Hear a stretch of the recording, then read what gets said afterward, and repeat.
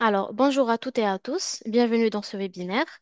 Je me présente, Ablama Choudi de l'HK Maroc et je vais m'occuper de la modération de ce webinaire qui a été organisé par la Chambre de commerce allemande au Maroc avec l'intervention de Monsieur Kamal Habashi du cabinet d'avocats HB Law Firm ainsi que Monsieur Chouaib Taif, conseiller fiscal chez Oginex, qui prendront la parole d'ici quelques instants.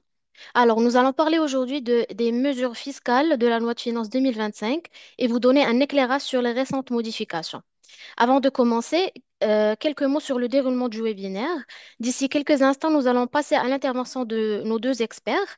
Nous passerons par la suite à une session de questions-réponses. Si vous souhaitez pas poser une question ou faire part d'un commentaire, le chat est à votre disposition. Je lirai vos questions à voix haute après l'intervention des experts pour qu'ils puissent y répondre. Alors, je laisse à présent la parole à nos intervenants du jour. Monsieur Kamal Habashi.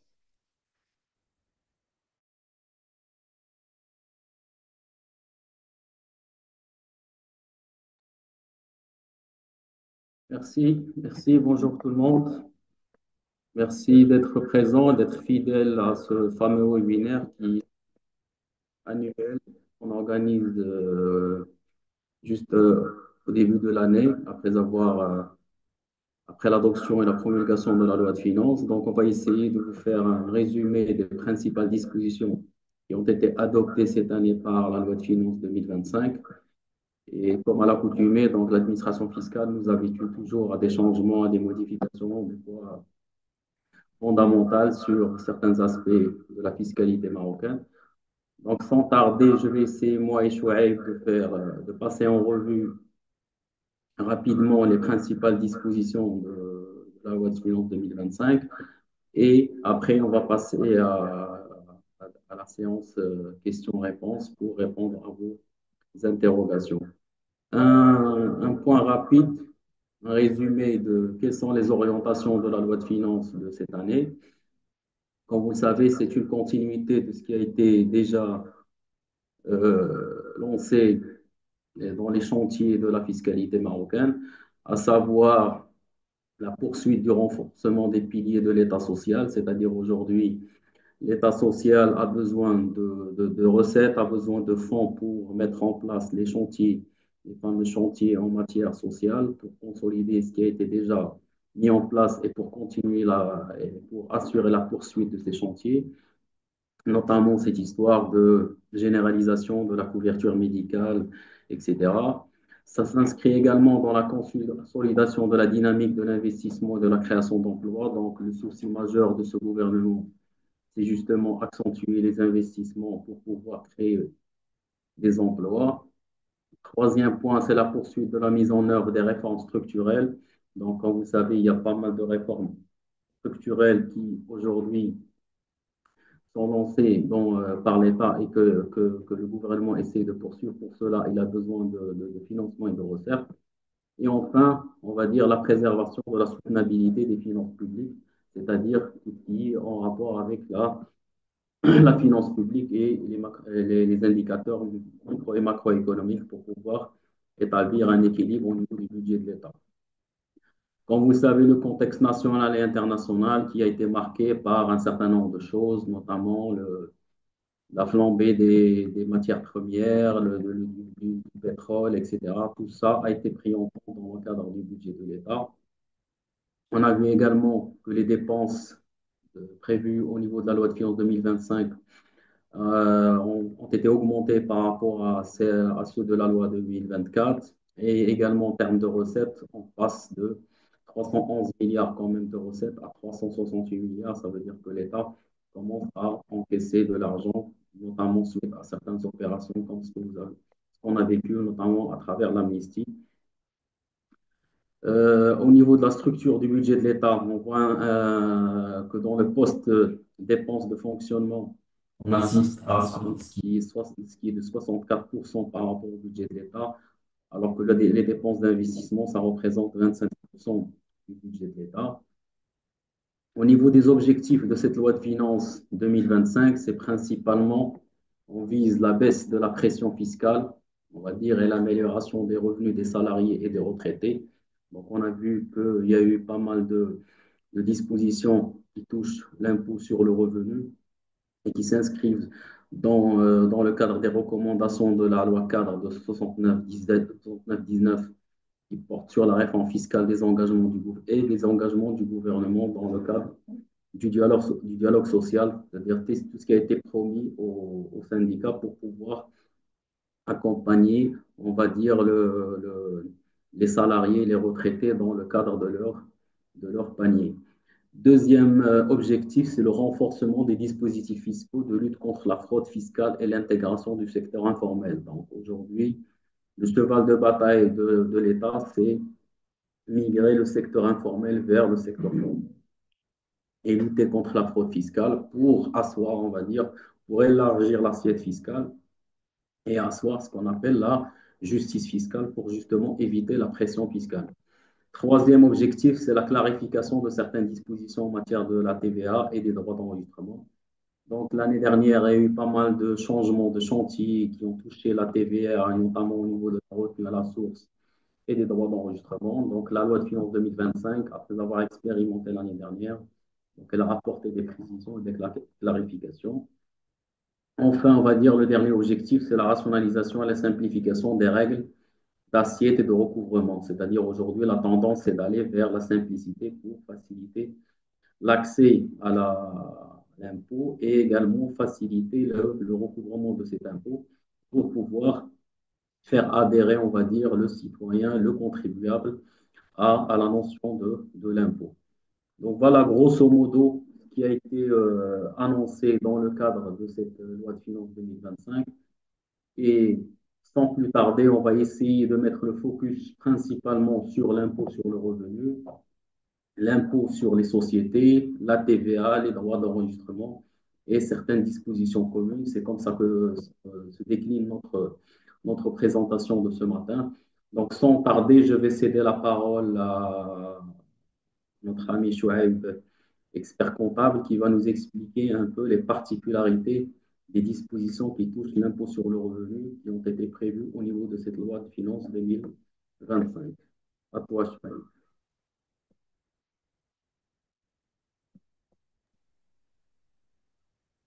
Bonjour tout le monde, c'est toujours un plaisir de vous rencontrer comme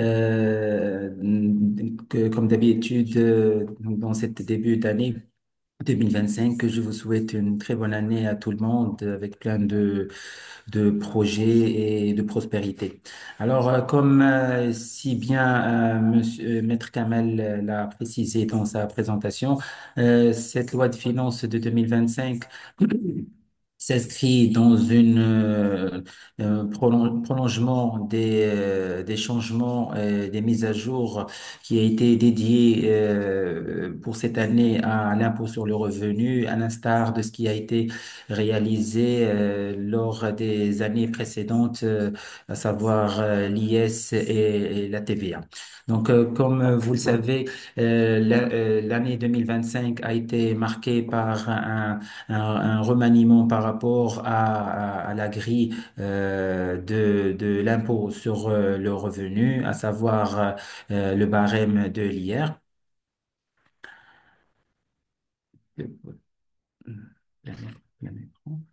Alors, le barème de l'IR pour l'année 2025, donc du coup, il y a eu un changement qui n'est pas très majeur, mais quand même significatif pour certaines salariés à budget restreint, à savoir pour l'exonération de la tranche, première tranche qui était avant de moins de 30 000 dirhams qui ont été exonérés avant 2025, mais à partir de 2025, la tranche va être revue à la hausse jusqu'à 40 000 dirhams.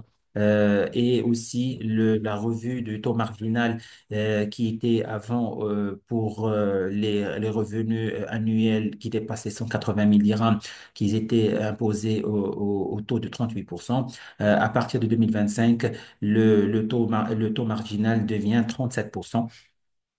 Et c'est aussi un bénéfice aussi pour les personnes qui ont un revenu, des revenus fonciers qui ne dépassent pas annuellement, avant 2025, c'était 30 000 dirhams. Actuellement, qui ne dépassent pas 40 000 dirhams, ils seront exonérés de la retenue à la source et aussi de l'impôt sur le revenu.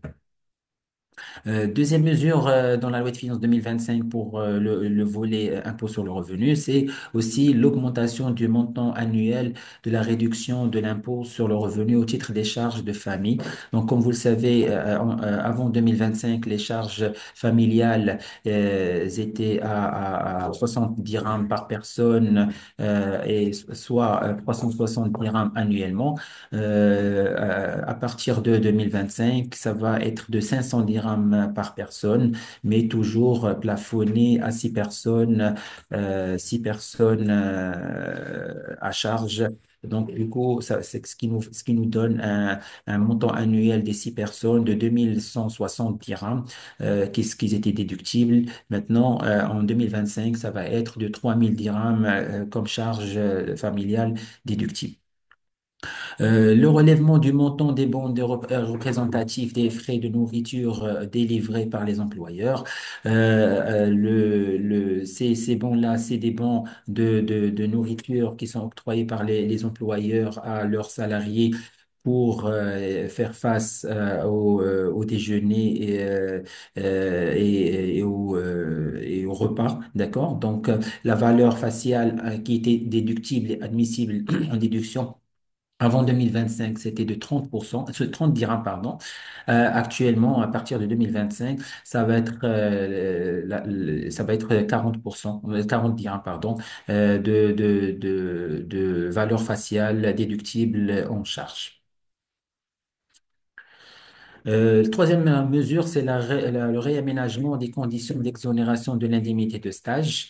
Avant 2025, l'indemnité de stage était exonérée à hauteur de 6 000 dirhams mensuels bruts pour une durée de 24 mois, octroyée aux stagiaires ayant au minimum un baccalauréat, un bac professionnel ou des études professionnelles ou des études supérieures. Alors, pour un petit peu absorber le chômage et faire inciter les sociétés à plus de recrutement, donc et à une plus d'insertion des stagiaires dans le milieu professionnel. Le législateur, il a instauré à partir de 2025, il a voulu élargir cette population, donc tout en gardant le salaire mensuel brut plafonné à 6 000 dirhams, mais en réduisant la durée de 12 mois, tout en élargissant la population bénéficiaire, c'est-à-dire tous stagiaires confondus, même les stagiaires qui n'ont pas un niveau bac ou moins du niveau bac, donc ils sont aussi concernés par cette mesure-là. Aussi, il y a aussi la possibilité pour l'employeur, lorsqu'il recrute un stagiaire dans le cadre d'un contrat à durée indéterminée, c'est d'avoir une exonération d'IR et de cotisation patronale pour un salaire plafonné de 10 000 dirhams bruts pour une durée de période de 24 mois. C'est-à-dire que l'employeur bénéficie de 12 mois d'hier, 12 mois d'hier non payés pour le stage, dans le terme de stage et de 24 mois en termes de salarié et de contrat CDI, ce qui lui donne un avantage de 36 mois pour le même stagiaire. Et aussi, enfin, le stagiaire peut continuer à bénéficier de l'exonération de l'impôt sur le revenu pendant les 12 mois, même en cas de changement d'employeur. Donc, ça, c'est une nouveauté. Quatrième mesure par rapport à l'amélioration du régime d'impôt sur le revenu au titre des revenus fonciers. Donc, il y a deux types de régimes. Il y a le régime classique et comme vous le savez bien, c'est des revenus nets imposables calculés après un abattement de 40% sur le revenu brut soumis à la RAS au taux non libératoire de 10% et de 15%.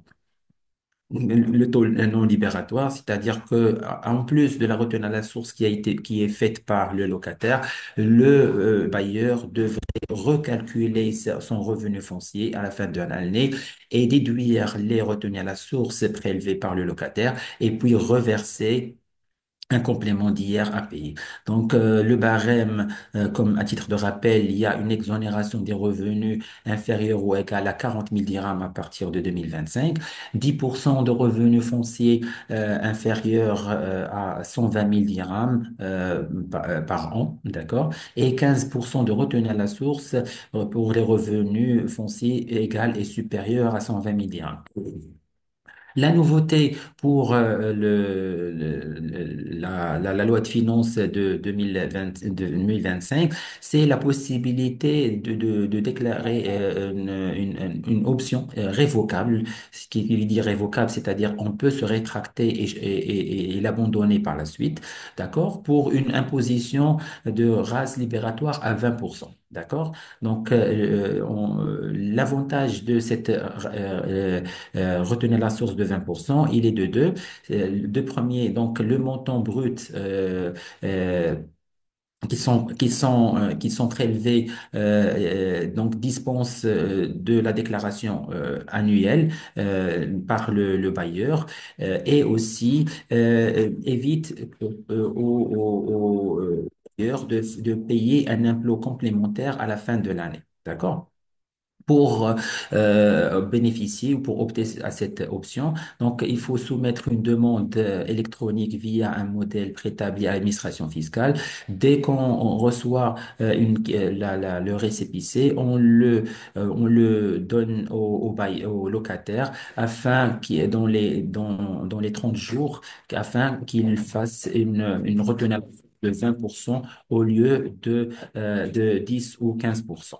D'accord? Afin de mettre fin à cette option, donc on fait une demande électronique, encore une fois, à l'administration fiscale pour désister par rapport à cette mesure et aussi pour que le locataire redevient et applique la retenue à la source de 10% ou de 15% selon le revenu, plutôt le contrat de bail.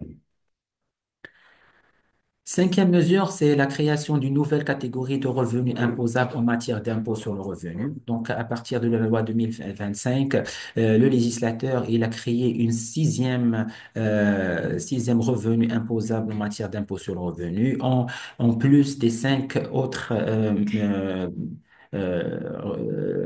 revenus qui sont déjà énumérés sur le Code général des impôts, à savoir le revenu salarial, revenu agricole, revenu foncier, revenu des parts sociales et produits assimilés et revenu professionnel.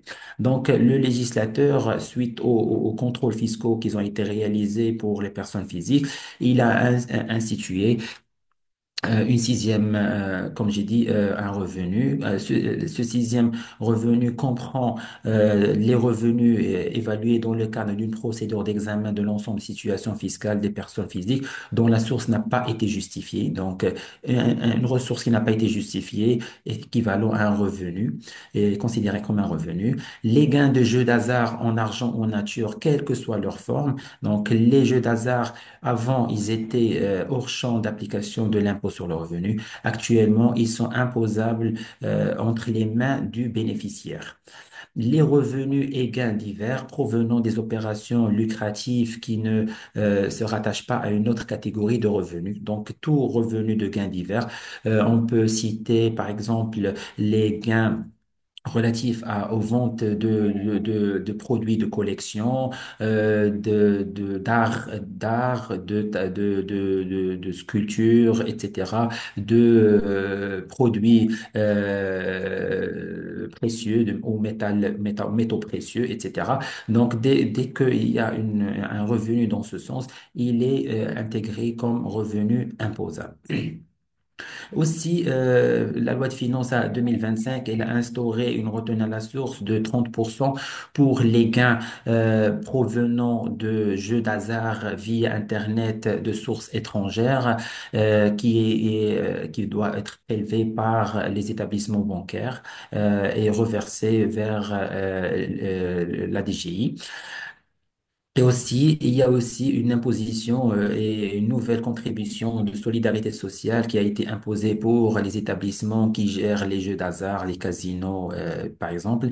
Et donc, du coup, il y a une cotisation de CSS de 2% qui va être ajoutée à partir de l'exercice de 2025 sur la base du résultat fiscal net calculé. Donc, la même base de calcul de l'IS servira pour calculer les 2% de cotisation de solidarité sociale. Sixième mesure, c'est la révision du traitement fiscal des rachats des retraites complémentaires dont les cotisations n'ont pas été déduites avant. Donc, pour une meilleure harmonisation par rapport aux autres cotisations et retraites complémentaires qui bénéficient eux d'une déduction, le législateur il a aussi fait une subordination des bénéfices de l'exonération des prestations, c'est-à-dire la capitalisation et les intérêts relatifs à cette épargne, donc à l'obligation de conclure un contrat à durée déterminée, à durée égale minimum de 8 ans pour bénéficier de l'exonération totale de la capitalisation de ce type de produits. Il y a aussi une clarification des modalités d'imposition des prestations relatives aux 10 contrats d'assurance ou de capitalisation qu'on va énumérer par la suite.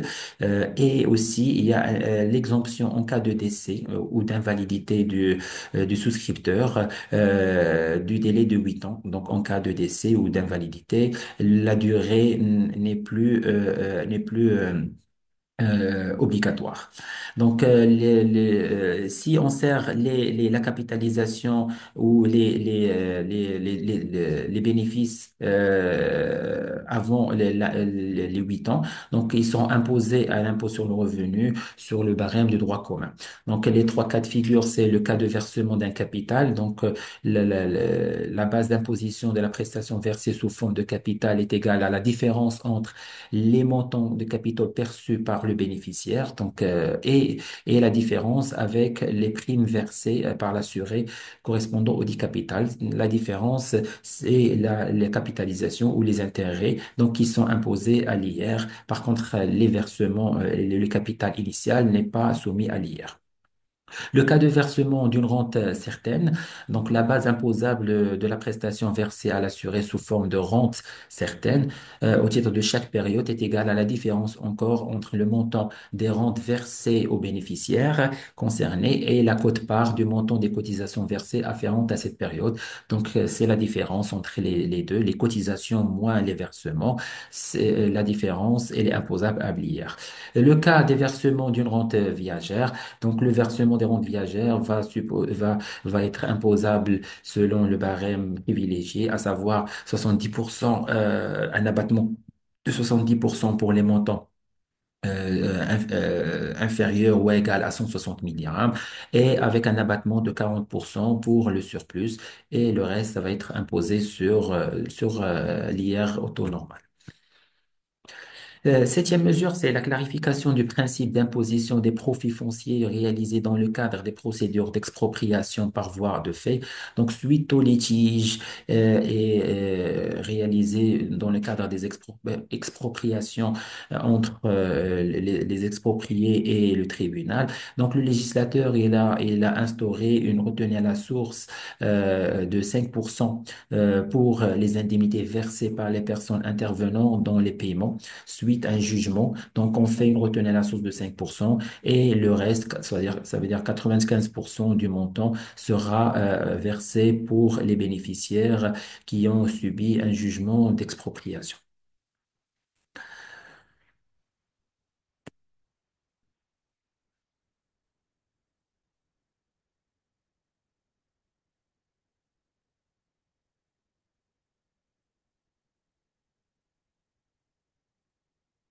Et donc, toujours dans ce cadre-là, donc l'instauration d'une retenue qui va être faite versée suite au transfert de ses propriétés indemnités et droits réels immobiliers en exécution.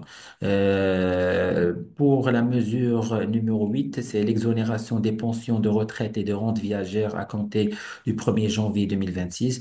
Ça, c'est une mesure qui va faire un petit peu plaisir à nos retraités. Donc, à partir de 2026, il y aurait une exonération d'hier des pensions et des retraites et les rentes viagères versées dans le cadre du régime de retraite de base. D'accord? Donc, le régime de base à partir de 2026. Ne sont pas concernés les régimes de retraite complémentaires comme la CIMR, comme les produits d'assurance de retraite complémentaire. Eux, ils sont toujours imposés au barème de l'IR au taux de droit commun. Du coup, ça va faire un petit peu une amélioration dans les revenus de nos retraités. À titre transitoire et pour ne pas plomber un petit peu le budget de l'État en termes d'hier.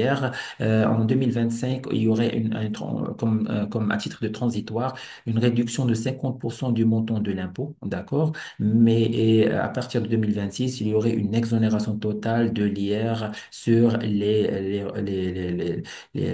retraites perçues à partir de 2026. Autre mesure, c'est la clarification du traitement fiscal applicable aux opérations de transfert du patrimoine privé d'une personne physique.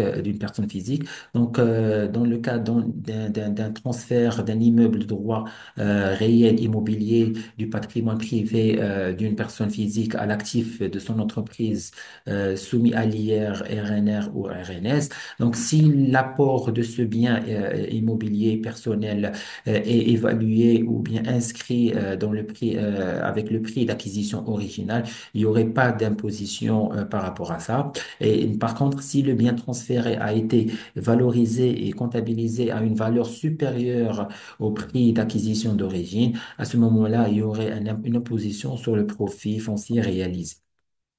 En cas d'immeuble de droit réel immobilier et du patrimoine privé à l'actif d'une société, en cas d'apport, il y a eu juste une simplification dans les formalités déclaratives, à savoir la suppression de l'état détaillé faisant ressortir le lien d'inscription à registre de commerce, l'ICE, l'identifiant fiscal et la société ayant bénéficié de dit apport.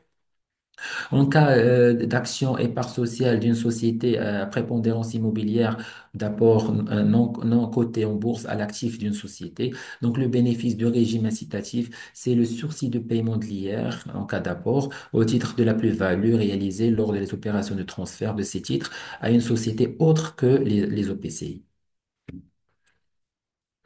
Maintenant, je cède la parole à Maître Kamal pour aborder le volet impôt sur les sociétés.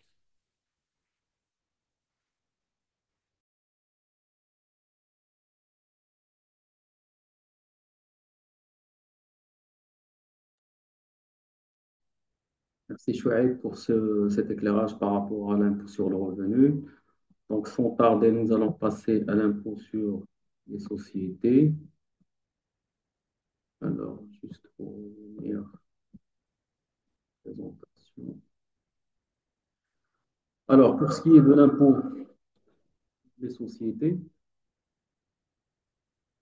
comme vous le savez, donc, il y a eu pas mal de chantiers ouverts sur l'impôt sur les sociétés ces dernières années. Donc, cette année, il n'y a pas eu grand-chose en termes de restructuration de cet impôt. Il y a eu beaucoup plus des dispositions qui touchent la clarification de certaines dispositions qu'on va voir tout à l'heure par rapport aux opérations de restructuration.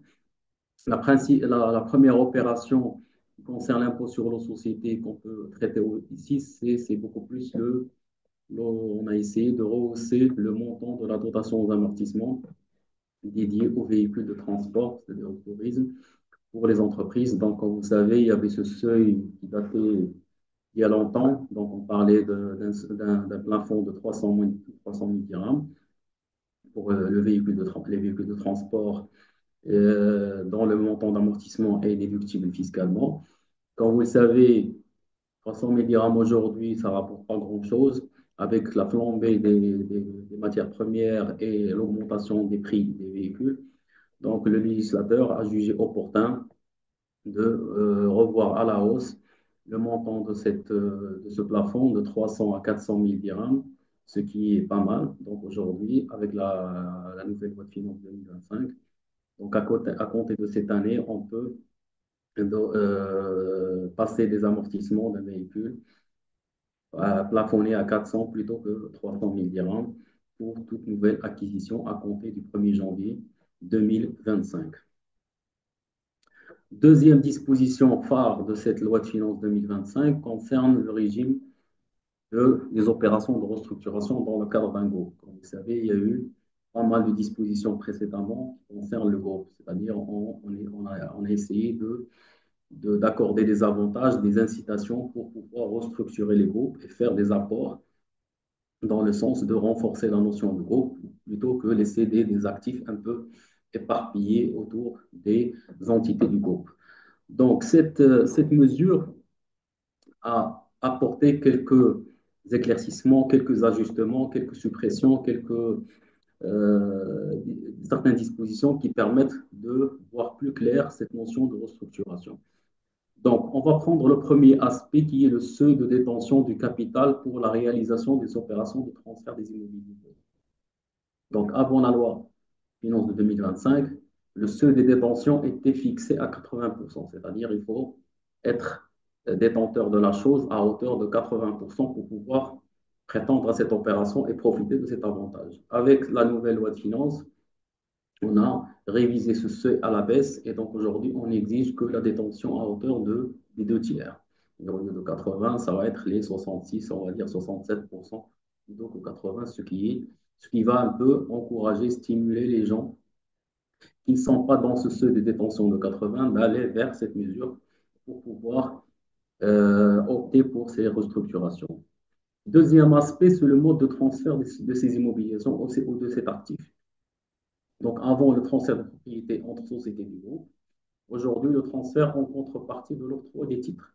C'est-à-dire aujourd'hui, on a exigé que ce transfert doit être sanctionné par l'octroi des titres. Donc aujourd'hui, le fonds n'est plus libre pour permettre le transfert de ces actifs sans qu'il y ait d'échange de titres, c'est-à-dire c'est dans le cadre d'un accord. Troisième aspect, c'est l'utilisation des titres reçus. Avant, il n'y avait pas de mention par rapport à ce point-là. Aujourd'hui, avec la nouvelle loi de finances, donc on a exigé à ce que les titres reçus par les sociétés en contrepartie de ce transfert ne doivent pas être cédés, retirés ou apportés à une autre société n'appartenant pas au groupe. On peut le faire dans le cadre du groupe, par contre, ça ne doit pas sortir du groupe. Si ça sort du groupe, donc la mesure tombe et bien sûr, la plus-value latente elle devient imposable. Quatrième aspect, c'est la méthode d'évaluation de ces actifs. Donc avant, on prenait en considération la valeur réelle uniquement avec différé d'intégration de la plus-value nette dans le résultat. Aujourd'hui, c'est le choix entre la valeur réelle, avec un sursis de paiement de l'IS sur la plus-value, ou la valeur nette comptable. Aujourd'hui, c'est une clarification qui a été apportée par la loi de finances 2025. Cinquième aspect, c'est le rapport des sociétés ayant bénéficié du transfert. Donc avant, on doit inclure la valeur d'origine, la VNC et la valeur réelle à la date du transfert. L'ajout qui a été apporté par la nouvelle loi de finances, c'est de mentionner la valeur choisie pour l'évaluation de ces actifs transférés, l'IS correspondant à la plus-value nette résultant de cette opération de transfert ayant fait l'objet de sursis, et la valeur des titres acquis en contrepartie du transfert. C'est-à-dire aujourd'hui, on va avoir une image complète qui est cohérente par rapport à ce transfert et sans incidence sur le résultat de la société bénéficiaire. Donc, on saura quelle a été la valeur constatée par la société apporteuse ou l'apporteur et chez la société bénéficiaire, l'incidence fiscale chez la société bénéficiaire. Comme ça, on aura une image globale sur le montage de cette opération. Enfin, la sortie d'une société du groupe ou retrait ou cession des immobilisations à une société hors groupe. Donc avant, On avise l'administration dans les 3 mois suivant la date de clôture de l'exercice concerné. Maintenant, il y a l'obligation d'informer l'administration également en cas de cession totale ou partielle des titres acquis en contrepartie de ce transfert. C'est-à-dire, même si ces titres sont cédés, donc il faut aviser l'administration. Pourquoi? Parce que en cas de cession de titres, il faut impérativement tomber dans le droit commun et donc cette mesure tombe, elle ne devient plus exonérée. Deuxième aspect, c'est on a instauré cette notion de contribution sociale, de solidarité sur les bénéfices des entreprises de jeux de hasard. Tout à l'heure, Chouaib, il a parlé de l'imposition des revenus provenant de ces jeux de hasard au titre de l'IR. Eh bien, les entités qui organisent ce genre d'activité, on leur a soumis une contribution exceptionnelle de solidarité qui est de calculer au taux de 2% sur la base même du même montant du bénéfice net fiscal servant pour le calcul de l'IS ou de l'IR, le cas échéant, et déterminé d'après soit le RNR, soit le RNS. Alors, les personnes imposables, ce sont les personnes qui versent des gains de jeux de hasard. Donc, quand on dit personne, ça peut être personne physique ou personne morale. L'assiette, c'est le montant du bénéfice net servant pour le calcul soit de l'IR, soit de l'IS, selon le régime, ou selon qu'on est dans le RNR ou le RNS, avec un taux de 2%. C'est-à-dire qu'on a ajouté un peu 2 points sur la fiscalité de ces revenus. Il y a une obligation de déclaration. Donc, dans ce cas-là, la personne physique ou la personne morale a l'obligation de souscrire une déclaration par procédé électronique, précisant le montant du bénéfice net et le montant de la contribution y correspondant dans les 3 mois qui suivent la date de clôture de l'exercice, c'est-à-dire on va la faire au moment du dépôt de la déclaration fiscale. Il y a une obligation de versement spontané en même temps que la déclaration et le recouvrement, même disposition applicable en matière d'IS-IR, c'est-à-dire en temps dans le droit commun. Si jamais il n'y a pas de déclaration, donc on peut procéder à un recouvrement forcé et bien sûr des sanctions derrière. Et bien sûr, ces dispositions sont applicables aux exercices ouverts à compter du 1er janvier 2025. Voilà, grosso modo, au titre de l'IS. Donc, comme on a vu, il n'y a pas eu de grands changements au titre de l'IS. Il y a eu beaucoup plus de clarification, à part cette nouvelle disposition qui s'ajoute et qui est sectorielle, qui concerne les entités qui organisent les jeux de hasard. Par rapport à la TVA, je ne sais pas si Shoaib, tu souhaites développer cet aspect. Donc, je cède la parole à Shoaib. Alors, par rapport à la TVA, donc le législateur il a procédé à une exonération temporaire de la TVA sur les opérations d'importation de certains animaux vivants et produits agricoles. Donc, comme vous le savez très bien, le Maroc passe par une période difficile de sécheresse et qui a impacté certaines catégories d'activités agricoles, que ce soit le bétail, que ce soit la partie huile d'olive.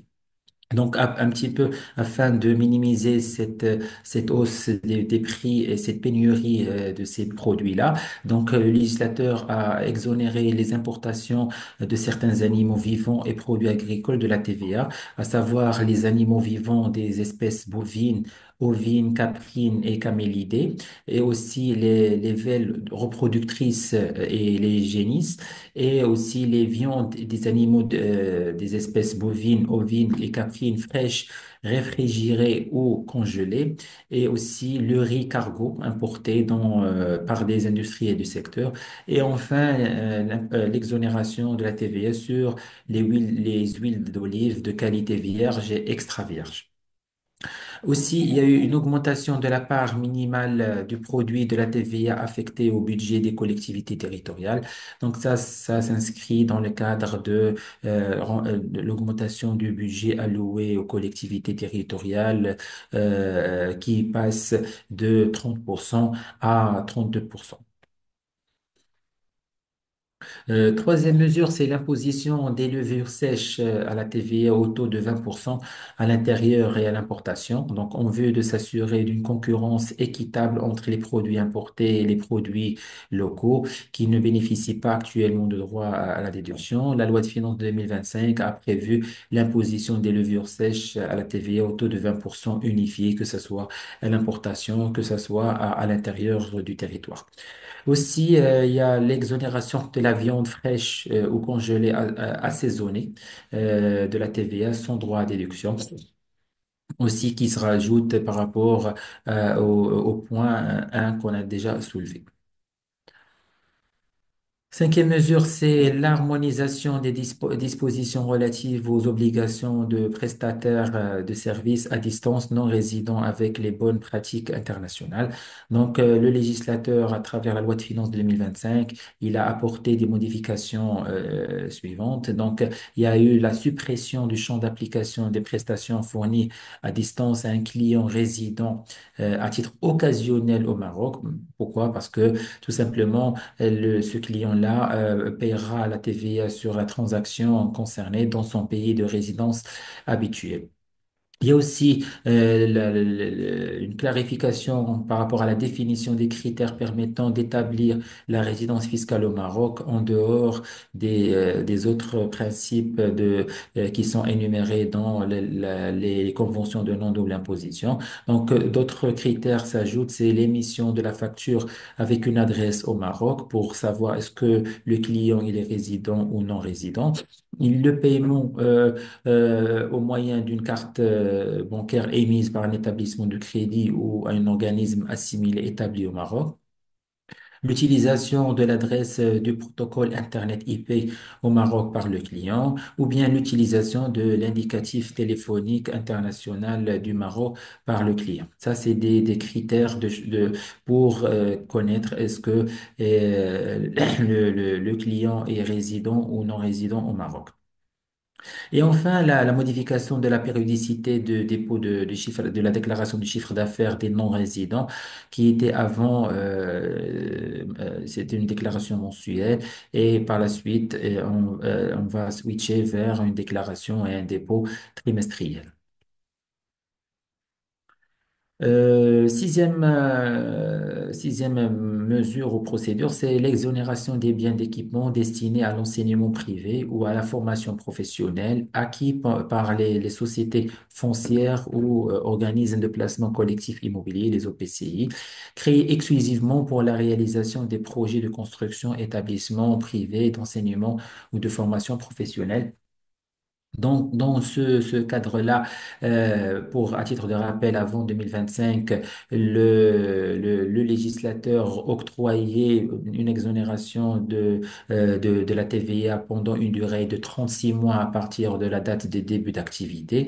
Donc, actuellement, le législateur, il a donné il n'a plus limité dans le temps cette exonération, mais qu'il a limité uniquement à cette activité, donc cette activité de formation professionnelle ou de l'enseignement privé. Donc, donc cet élargissement donc pour les sociétés qui sont déjà qui ont bénéficié déjà de cette exonération pendant les 36 mois et que ces 36 mois n'a pas encore fini ou atteint sa limite avant le 1er janvier 2025. La société, elle peut switcher vers et profiter de cette mesure-là et avoir une extension indéfinie par rapport aux biens d'équipement. Par contre, les sociétés qui ont épurgé et ou bien consommé les 36 mois avant le 1er janvier 2025, malheureusement, ils ne peuvent pas bénéficier de cette mesure d'exonération de TVA. Maintenant, je cède la parole à Maître Kamal afin de nous parler sur les mesures relatives aux droits d'enregistrement qu'ils ont fait un changement au niveau de la loi de finances de 2025.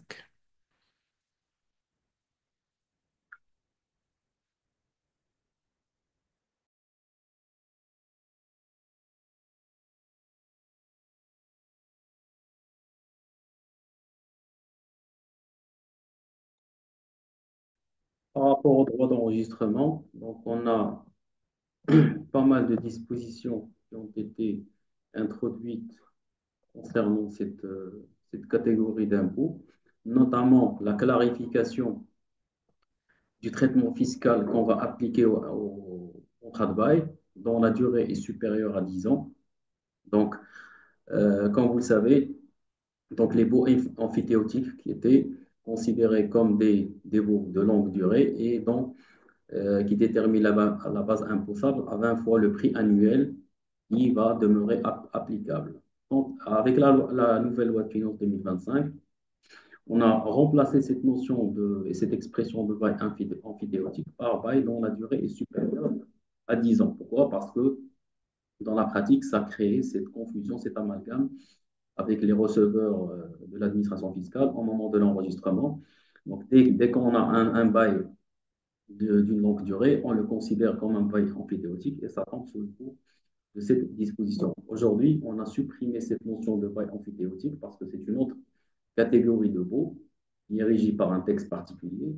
Et si on est dans un bail commercial classique avec une durée supérieure à 10 ans, là, on va l'imposer différemment. Alors, à cet égard, on a modifié la base imposable pour les droits d'enregistrement applicables au baux d'une durée supérieure à 10 ans, mais inférieure à 20 ans, en précisant que cette base correspond désormais au total des montants des loyers sur la durée du bail, augmenté des charges.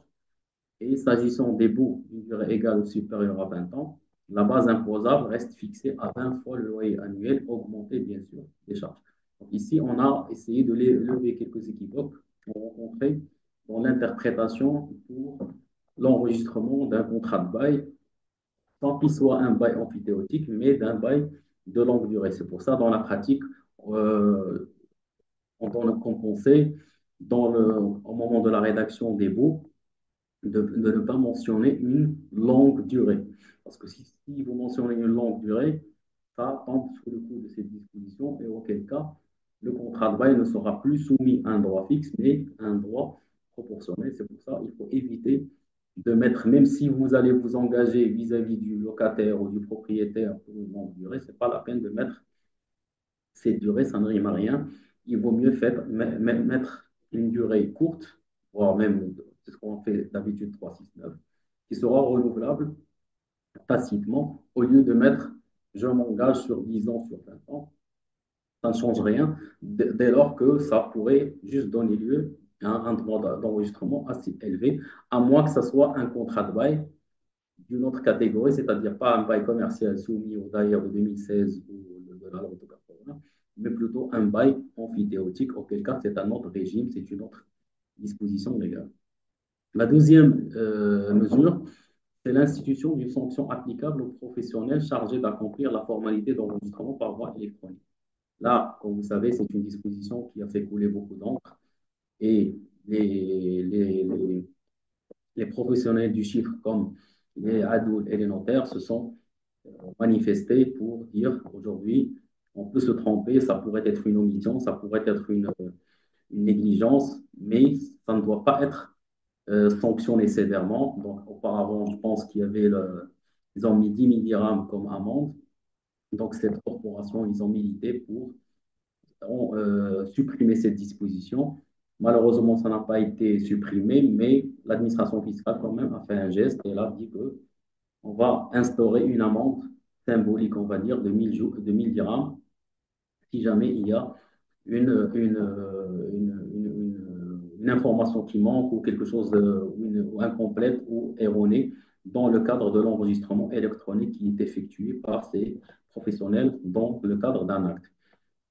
Alors ici, on a essayé de donner une définition des informations à renseigner lors de la formalité d'enregistrement parce que des fois, vous avez des professionnels qui vous disent est-ce que je fais comme ça ou comme ça. Donc, l'administration fiscale n'a pas formé ces gens-là pour le faire, mais maintenant, on clarifie ces dispositions à travers cet enregistrement électronique.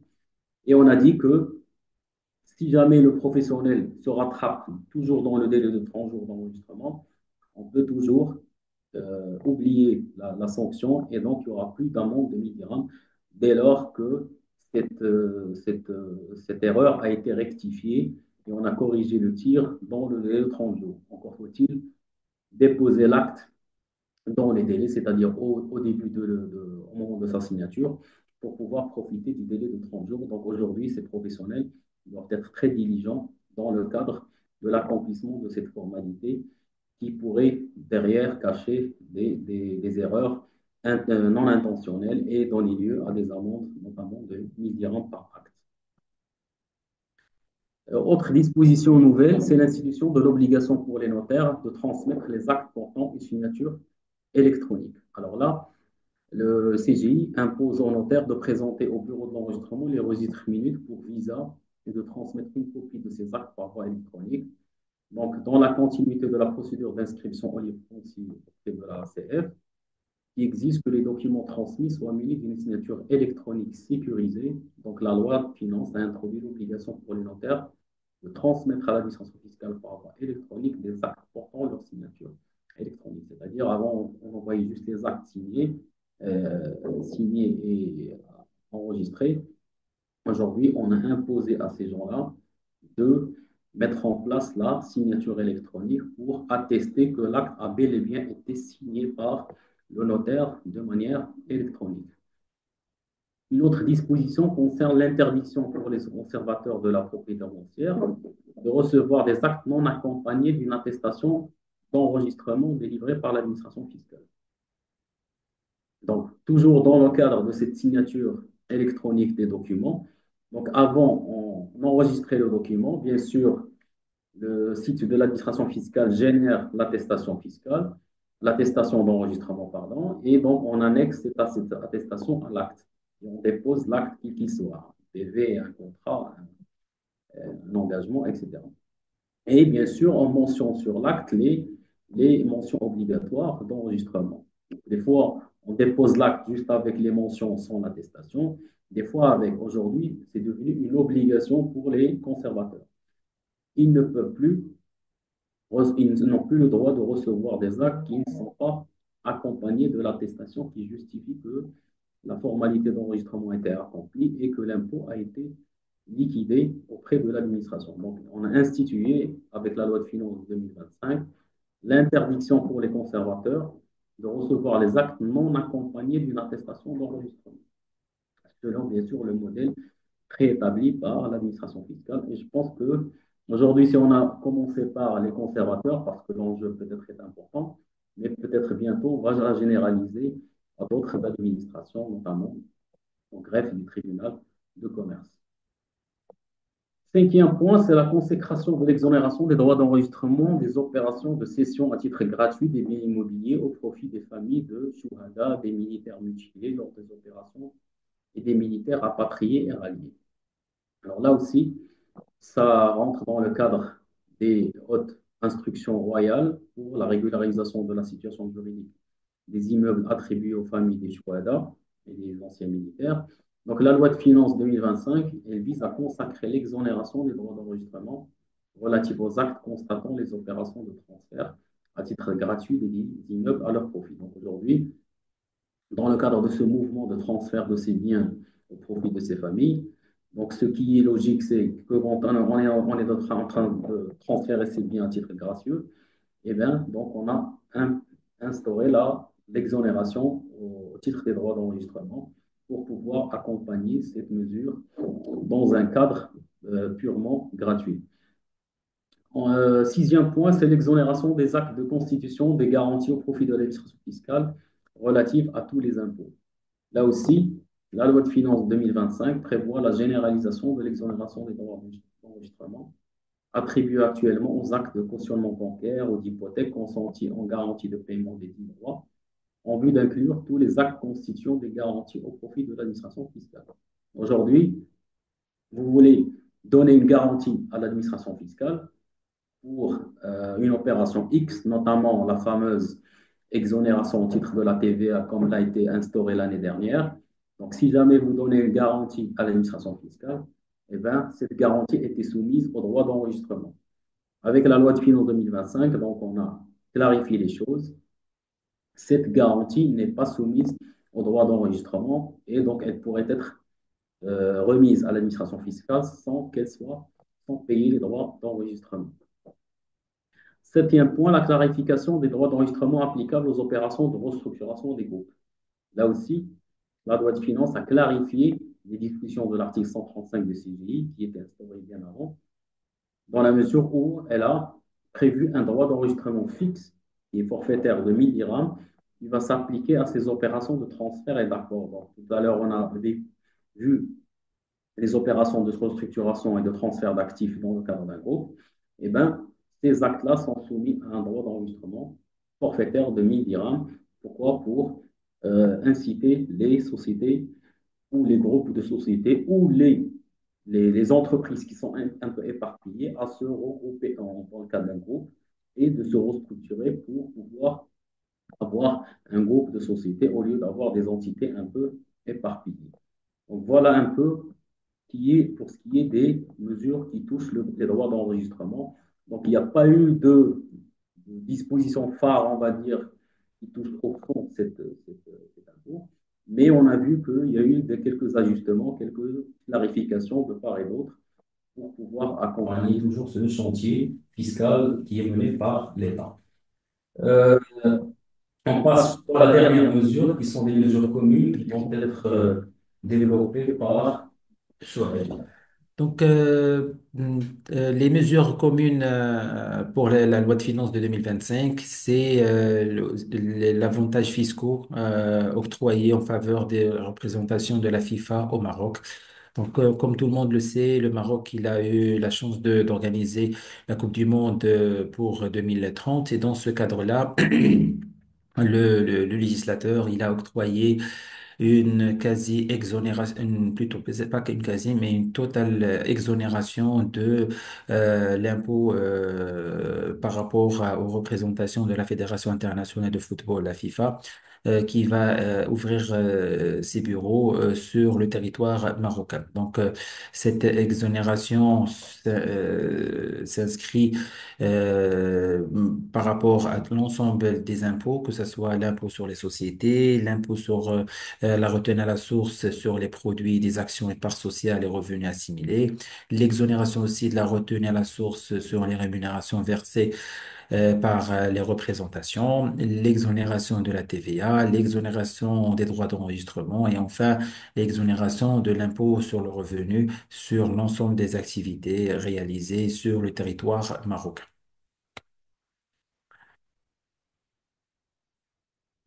Autre mesure, c'est l'insertion dans le champ d'application de l'impôt sur les sociétés, des sociétés de participation comprenant plus de 5 associés ou au moins une personne morale. Donc, actuellement, les sociétés en participation dépourvues de la personnalité morale sont exclues du champ d'application.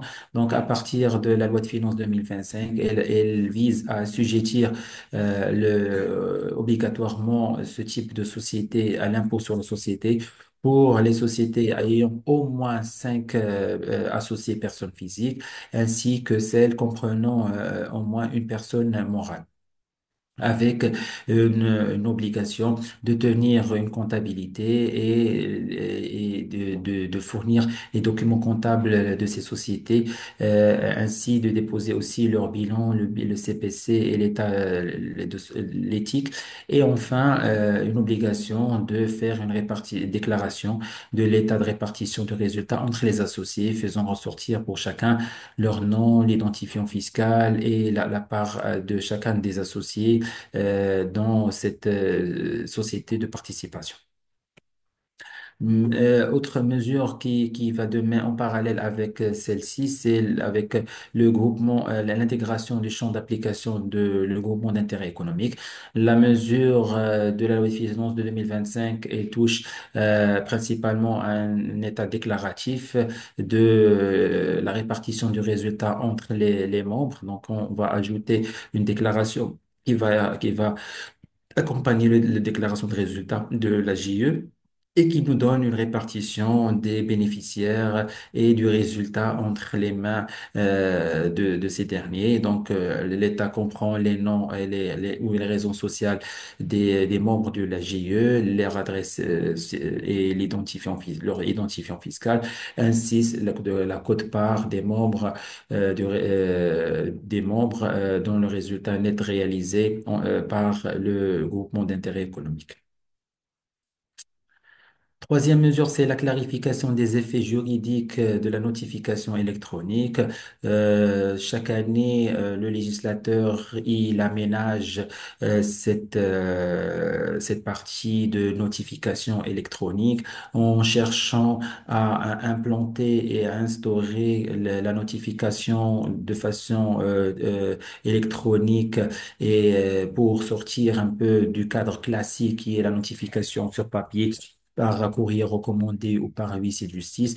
Donc, et je pense que cette mesure est encore loin d'être pratique et applicable sur le terrain, vu que un bon nombre de contribuables ne disposent pas d'une boîte mail électronique ou ne la consultent pas pour être informés par rapport à n'importe quelle notification qui pourrait être émanée par l'administration fiscale. Donc, mais quand même, avec la digitalisation, avec la 5G, avec le volet informatique, donc l'administration espère avec le temps que elle pourrait switcher de la forme matérielle ou dématérialiser la notification papier vers la notification électronique dans le futur proche. Alors, quatrième mesure, c'est l'encadrement de la procédure d'accord à l'amiable entre l'administration et le contribuable au cours des procédures fiscales.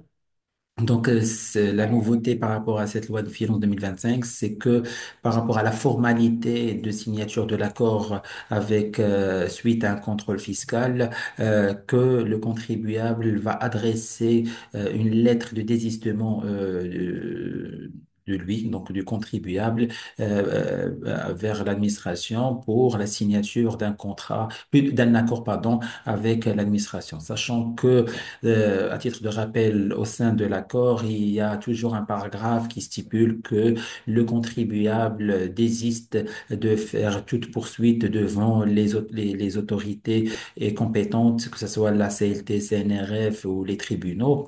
Le législateur, il a vu opportun de rajouter une lettre signée distincte, signée par le contribuable, qui va être accompagnée avec la signature de l'accord ou dans laquelle où il fait un désistement clair et net sur papier en tête et sur l'honneur.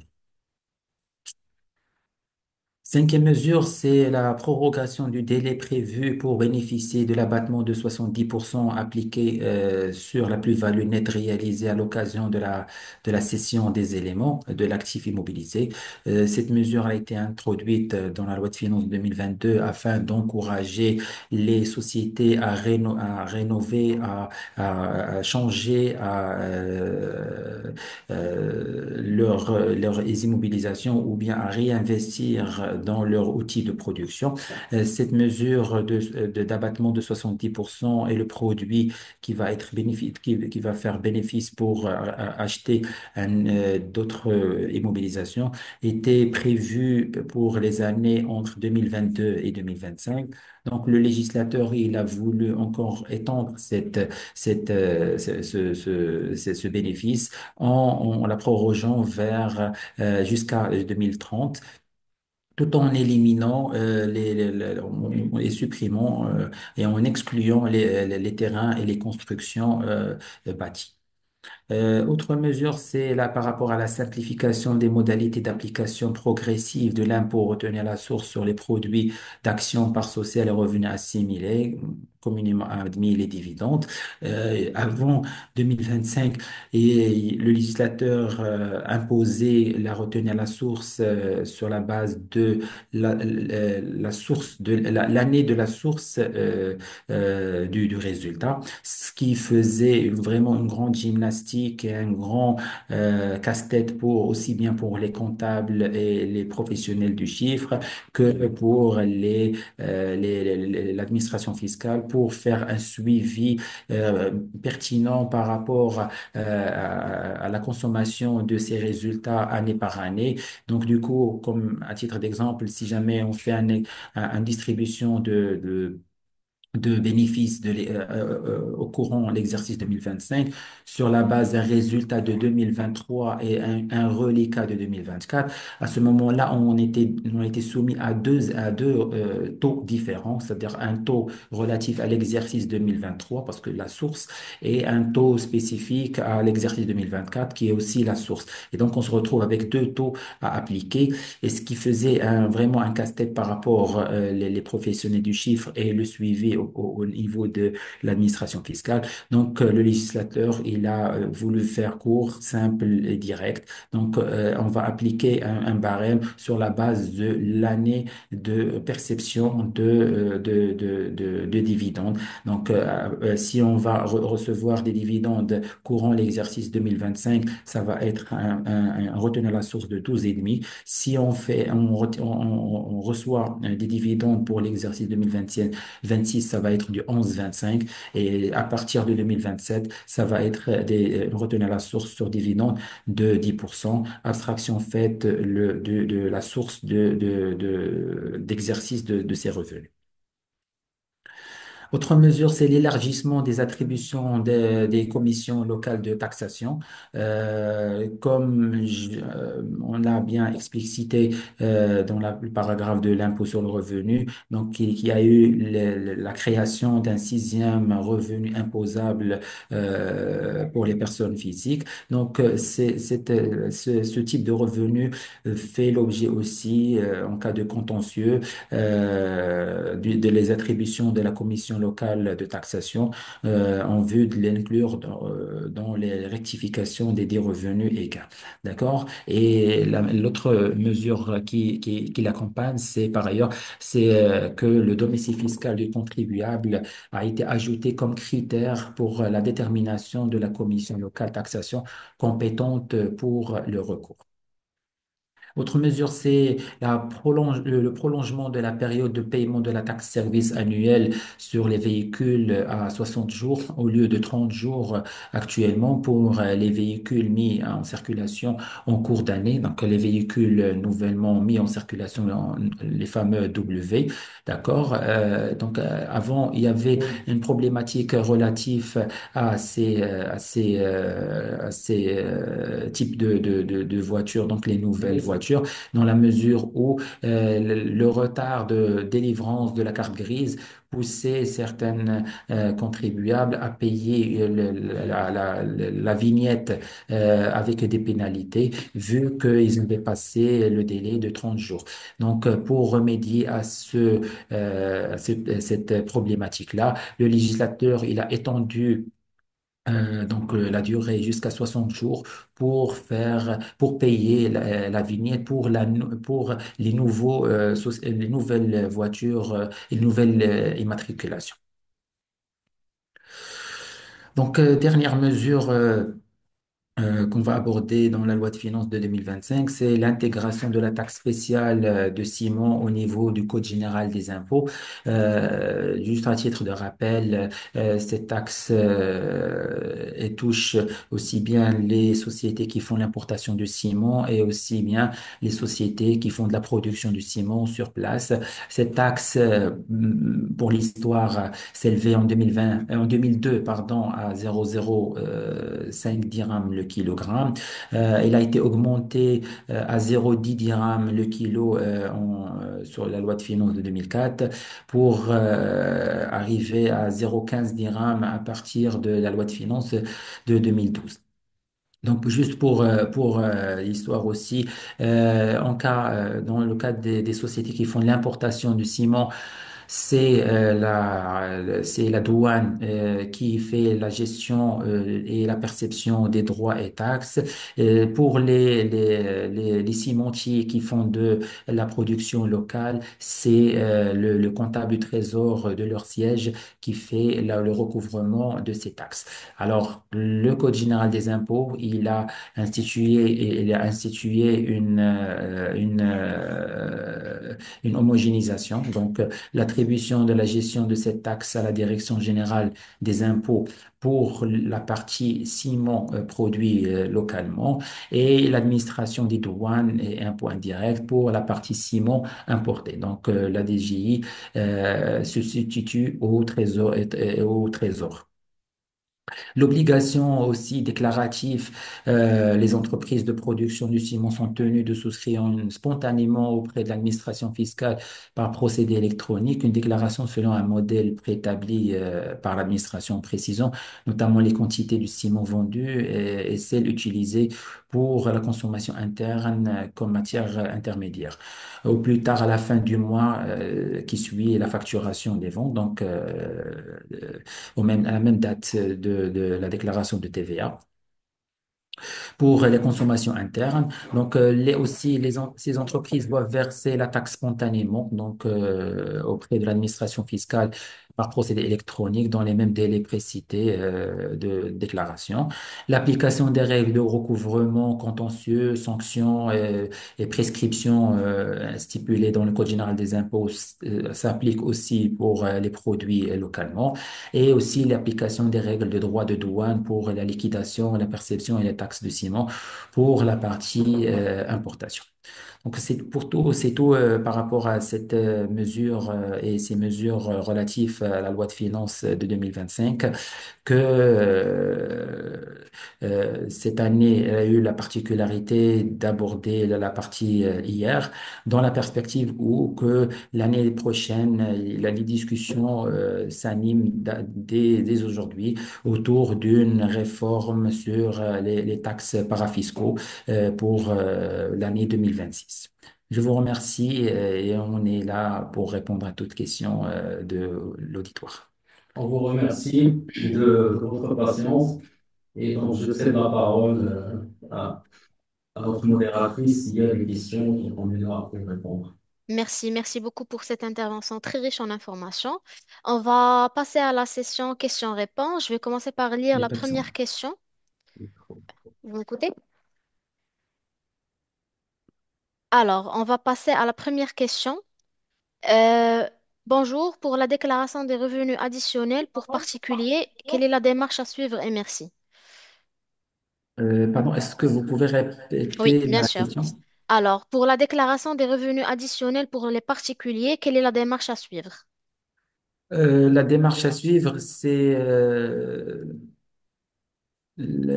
pour les particuliers. Donc déjà, de un, s'ils ont déjà, je pense, je me mets à la place de cette personne-là. Donc la personne, elle aurait un salaire, d'accord, et elle aura des revenus additionnels. Donc ce qu'elle doit avoir, ce qu'elle doit faire, c'est que déjà, elle doit s'identifier auprès des impôts pour avoir un identifiant fiscal et un code d'accès pour sa déclaration, pour faire une déclaration de revenu global. Donc ce type de revenu, il doit être déclaré, d'accord? Donc, il doit être déclaré d'après la catégorie de revenus prévus dans ce sens. Comme je l'ai dit, donc, à part le revenu salarial, il y a le revenu agricole, le revenu foncier, le revenu des parts sociales et actions, il y a le revenu professionnel et autres revenus. Donc, il va intégrer ses revenus dans l'un de ses revenus additionnels par rapport à son salaire et il va faire son calcul de théorique, d'impôt théorique, d'accord? Donc, le revenu salarial plus ce type de revenu et il va calculer un impôt théorique. Après, suite à cela, il va déduire de ses revenus les impôts qui lui ont été retranchés, à savoir l'impôt sur le salaire auprès de son employeur, ou bien les retenues à la source si jamais il fait de l'allocation par rapport à la retenue à la source. Si jamais on ne le fait pas, donc à la fin, on va se retrouver avec un complément d'IR à payer qui doit le verser ou bien auprès de sa banque ou bien auprès de certains établissements de paiement comme sans citer de nom. Donc, il y a plusieurs agences de paiement euh, divers. Donc, qu'on va faire ça. Donc, si jamais cette personne n'est pas familier par rapport à à ce type de déclaration et pour éviter tout type d'erreur ou d'anomalie. Personnellement, on reçoit de plus en plus de particuliers qui font des déclarations personnelles afin de se conformer par rapport à la loi, etc. Donc, on pourrait les assister comme ils peuvent être assistés par un conseiller de leur choix dans ces démarches déclaratives. Parfait, merci beaucoup. Alors, pour la deuxième question, après l'IS, la TVA et maintenant l'IR, est-ce qu'on peut considérer dorénavant que la réforme fiscale est complète? Je pense non. La réforme fiscale, il y a toujours du nouveau, il y a toujours des adaptations. Il n'y a pas une réforme fiscale parfaite ni complète, mais il y a des adaptations. Comme vous le savez, la loi de finances, elle s'adapte au fur et à mesure, avec le temps, avec les années, avec les aléas la pression au quotidien. D'accord? Donc, du coup, on ne pourrait pas dire qu'il y a une réforme fiscale complète ou adaptée actuellement, mais ça change au fur et à mesure. Comme j'ai dit comme mot de la fin, c'est que on pense dès maintenant que la réforme ou bien les nouveautés qui sera touchée lors de la loi de finances 2025, ça va être une revue des impôts parafiscaux et taxes indirectes par rapport à l'année 2026. Donc, chaque année, elle a ses nouveautés, elle a ses adaptations, etc. D'accord, merci. Alors, quelles sont selon vous les mesures fiscales ayant le plus d'impact cette année? Ben, tout dépend comment vous voyez le verre. Il y a certains qui voient le verre moitié plein, moitié vide. Tout dépend de chacun. Il voit par rapport à son activité, ses retombées par rapport à son activité, à son quotidien, à ses épargnes, etc. Euh, donc, personnellement, la mesure phare cette année-là, c'est le barème de l'IR qui a changé donc, et qui a touché un petit peu tout le monde et qu'on a essayé d'un petit peu grignoter sur certaines marges, certaines charges sociales, etc. Mais ça reste quand même un effort qui est établi par le législateur non négligeable. Mais le législateur pourrait aller au-delà de ça. Euh, euh, si jamais tout le monde adhère à la fiscalité et qu'il y ait une équité fiscale et que tout le monde adhère et paie ses impôts, donc à ce moment-là, on pourrait voir encore plus de mesures fiscales courageuses et élargies, etc. Mais on espère que la mentalité de tout le monde et que tout le monde adhère par rapport à l'esprit et la citoyenneté et l'esprit fiscal etc. Donc, je pense que, Maître Kamal, si vous allez Je pense, rajouter quelque chose d'autre. moi, je pense cette année, c'est vrai que par rapport à N-1, c'était vraiment une année où on a introduit pas mal de dispositions fiscales, notamment la fameuse contribution obligatoire, l'amnistie, la solidarité au niveau de la TVA, la retenue à la source, les différents taux au niveau de la retenue, l'entrée en vigueur de la retenue à la source progressive avec la loi sur les délais de paiement et tout ça. Cette année, bon, cette loi de finances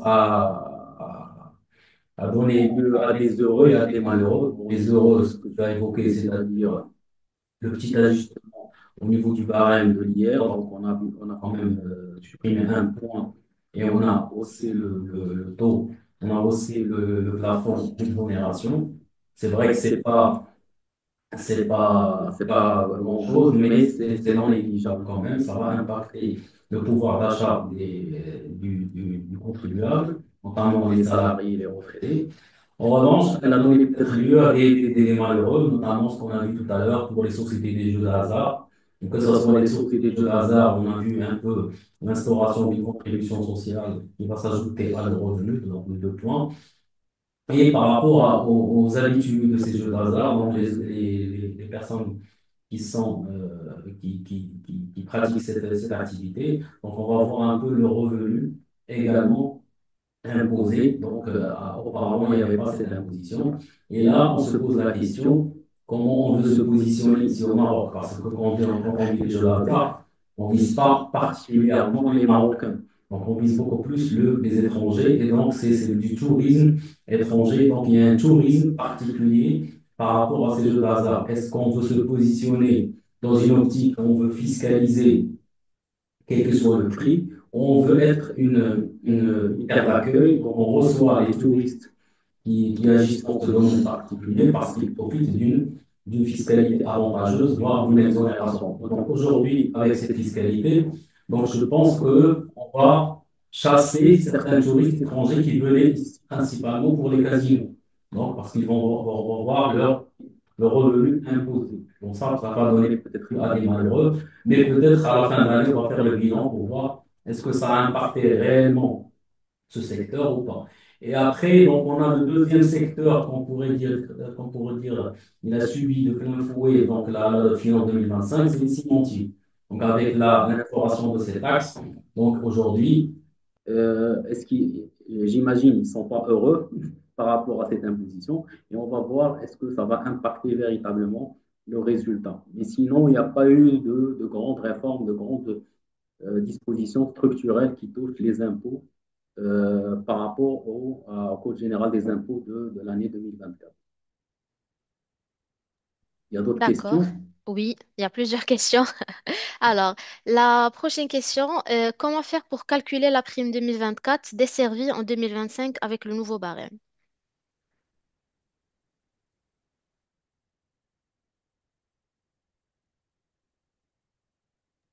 Alors, Monsieur Taïf, il faut réactiver. Voilà, C'est bon. exactement. Donc c'est tout simple. Donc, il faut rajouter cette prime au salaire de base, d'accord, et imposer le tout à l'IR sur la base du barème actuel de 2025. Donc, c'est tout simplement ça. Donc, il n'y a pas de secret ni de particularité. Donc, à part le changement du barème. Donc, c'est tout. Mais si Parfait. elle est source de 2024, donc elle va subir le nouveau barème de 2025. Donc, Exactement. traitement C'est normal. complètement normal. D'accord. Ok, on passe à une autre question. Est-il possible d'obtenir davantage de précisions sur les obligations de prestation de services à distance pour les non-résidents? Normalement, pour une entreprise marocaine résidente qui bénéficie de ce type de service, c'est elle qui déclare et paie une RAS de 10% sur le montant de la prestation. Est-ce que c'est toujours le cas ou est-ce que c'est le destinataire non résident qui doit faire la déclaration? Non, c'est toujours le cas. Donc, c'est le même cas. Donc, on doit faire une retenue à la source de 10% et faire une déclaration de TVA sur la base de la prestation qui va être récupérée, facturée et récupérée. Donc, la particularité, elle s'ajoute, de 2025, elle est relative aux personnes physiques, donc particuliers. D'accord? C'est comme vous et moi et tout. Donc, c'est ça la particularité. Mais côté professionnel, entre sociétés, avec prestataires non résidents, il n'y a pas de changement ni de traitement par rapport à ça. D'accord. En ce qui concerne la réduction de l'IR sur les retraites, cela concerne quelle caisse? Uniquement la CNSS ou les autres? Entre parenthèses, CIMR. Donc, l'exonération de la retraite, elle concerne, comme j'ai dit, les régimes de retraite de base, d'accord? Donc, vous étiez salarié dans une société, vous avez atteint votre retraite, vous sortez. Lorsque vous allez recevoir votre retraite à partir de 2026, elle sera exonérée de l'impôt sur le revenu, donc, etc. Donc, par contre, si jamais vous avez adhéré et souscrit à une retraite complémentaire, comme notamment la CIMR ou bien les produits d'épargne retraite vendus auprès des banques assurances, à ce moment-là, c'est des retraites complémentaires. Donc, eux, sont imposables au barème de l'IR. D'accord, merci. Alors, une question. Sur les retards de paiement envers les fournisseurs, j'aimerais avoir une idée sur la nature de la déclaration qui est faite et sur quelle base, déclaration de TVA ou autre, si elle s'applique sur la base de la date d'échéance mentionnée sur la facture ou 60 jours à compter de la date de la facture. Donc ça, c'est un gros volet par rapport à ça. Donc, mais on va être bref et concis Mhm, par rapport à cette réponse. Donc, pour rapport à les délais de paiement, je pense que la personne qui a posé cette question, c'est une personne qui vient d'être assujettie à la déclaration de délai de paiement parce que, pour rappel, avant 2025, c'était les sociétés qui sont au-delà de 50 millions de dirhams de chiffre d'affaires, ils avaient une déclaration à faire trimestriellement, d'accord, à déposer à la fin du mois qui suit le trimestre. Pour les personnes entre 10 millions et 50 millions. Donc, à partir de 2025, ils vont déposer leur déclaration relative à l'exercice 2024. Donc, c'est une déclaration annuelle qui va être déposée séparément dans un autre formulaire avec la déclaration du bilan, de leur bilan et déclaration de résultats, d'accord? Donc, en mois de mars. Cette déclaration va faire l'objet, elle touche deux volets, c'est-à-dire elle touche les fournisseurs pas été payés dans les délais, c'est-à-dire que dans les délais normaux, c'est-à-dire 60 jours, s'il n'y a pas de convention, donc qui dépassent les 60 jours vont faire l'objet d'une pénalité majoration qui va être déclarée et payée. Et si jamais la société elle a fait une convention avec son fournisseur maximum qui ne doit pas dépasser les 120 jours, au-delà de 120 jours ou au-delà de la période convenue. Donc, ça va générer aussi des pénalités. Mais par rapport à la partie non-paiement, par rapport à la partie paiement, donc si jamais le fournisseur il a été payé, mais au-delà de la période, donc courant de l'exercice 2024, lui aussi va subir une pénalité suite au paiement tardif de son fournisseur. Donc, le non-paiement, ça génère une pénalité et le paiement tardif, ça génère une pénalité. Donc tout ça, ça fait l'objet d'une déclaration dans un tableau où c'est mentionné fournisseur par fournisseur, détail des fournisseurs, les numéros de facture, etc., les soldes des factures payées et non payées, moyennant une attestation qui va être accompagnée par un expert comptable qui va certifier que la déclaration elle est faite sur la base des recoupements, d'une analyse, etc., par le professionnel du chiffre qui doit être accompagné et qui va aussi accompagner un paiement parce que c'est le client qui n'a pas payé ses fournisseurs dans le temps va subir un paiement qui va verser auprès de la DGI même montant dans la même période de sa déclaration. d'accord, merci. Alors, il nous reste deux questions à traiter. La première est relative au montant de l'IR imposé sur les ménages ayant plus de 6 personnes en charge. Est-ce que ça reste inchangeable car il ne figure pas sur cette nouvelle loi? Et merci. Donc, ça reste inchangable. Donc, c'est le même barème qui est Mhm. appliqué. Les personnes à charge plafonnées, c'est de 6 personnes. Donc, ça va être à partir de 2020. Avant, c'était 2160 de personnes à charge qui peut être déductibles de l'impôt sur le revenu. Actuellement, en 2025, ça va être de 3000 dirhams. Le barème, ça va être le même. Ce qui est malheureux, c'est qu'il y avait vraiment beaucoup une grosse volonté de la part des parlementaires et des syndicats d'intégrer aussi les frais scolaires dans la partie bulletin de salaire, mais ça n'a pas été accepté et retenu. Donc, les seules modifications qui peuvent bénéficier, c'est ça. Donc, le barème d'IRE qui va un petit peu changer et la partie personne à charge qui va augmenter de 2160 vers 3000 dirhams. D'accord, merci pour cette réponse. Alors, pour la dernière question, quels sont les objectifs de la réforme de la loi organique des finances 2025 face à la frilosité des investissements étrangers? Les investissements étrangers, malheureusement, Ça aussi. hein? Il faut poser la question au ministre des Finances. C'est ça, exactement.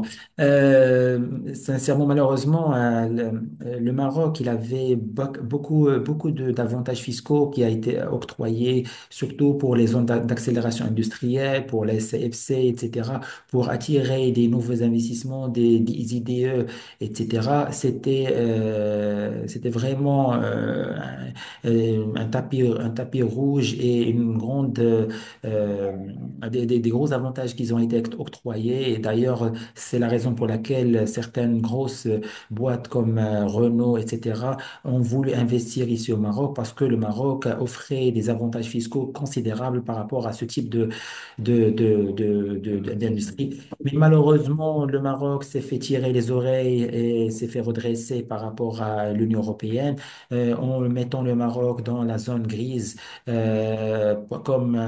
le considérant comme un paradis fiscal. D'accord. Et donc, afin que le Maroc soit un bon élève et qu'il sort de cette guerre crise, il a abandonné certains avantages fiscaux qui a octroyé à ce type de société, tout en maintenant leurs avantages fiscaux dans le temps en les limitant dans le temps, pardon. Mais pour les nouveaux investisseurs nouveaux, on voit qu'ils n'ont pas beaucoup d'avantages fiscaux à s'installer au Maroc, à part certaines fondamentaux qui attirent vraiment les investisseurs, à savoir la main-d'œuvre qui est jeune, qui est qualifiée, la proximité géographique, la qualification du personnel, la stabilité politique et sécuritaire et le taux de change qui reste stable et avec une économie en évolution par rapport à aux partenaires qui sont fidèles au Maroc, notamment l'Espagne, les États-Unis et récemment la France. Donc, du coup, ça, c'est des avantages qui restent au Maroc pour attirer les IDE et les capitaux étrangers.